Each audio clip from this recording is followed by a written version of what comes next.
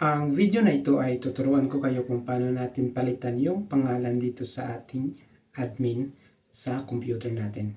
So ito lang yung ating gagawin kung paano natin palitan yung pangalan.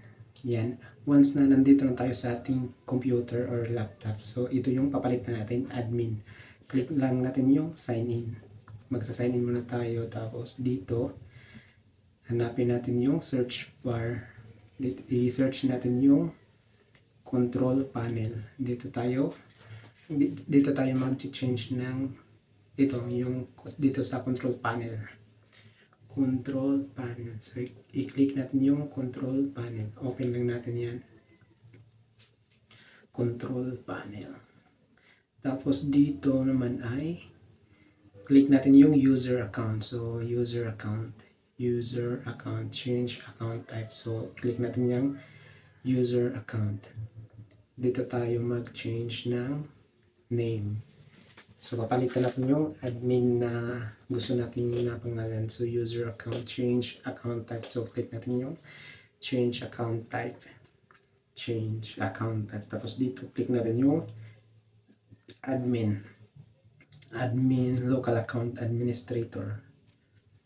Dito ay may change the account name, create password, change account type. So click natin yung change the account name, make changes to admin's account. So change, dito tayo change ng pangalan natin. So your new account name is, itatype ko yung gusto kong pangalan na i-save ko dito sa ating computer, or papalitan natin ng paakaran ni Lampong. So papalitan natin yung admin na paakaran ni Lampong.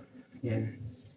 Once na napalitan na or na-type na natin, punta tayo dito sa change name. So click natin yung change name.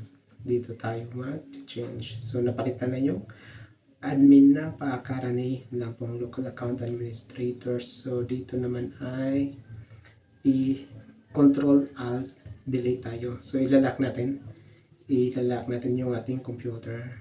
Yan. Tapos ito na yung ating paakaran ni Lampong. So napalitan na yung admin ng paakaran ni Lampong dito sa ating computers.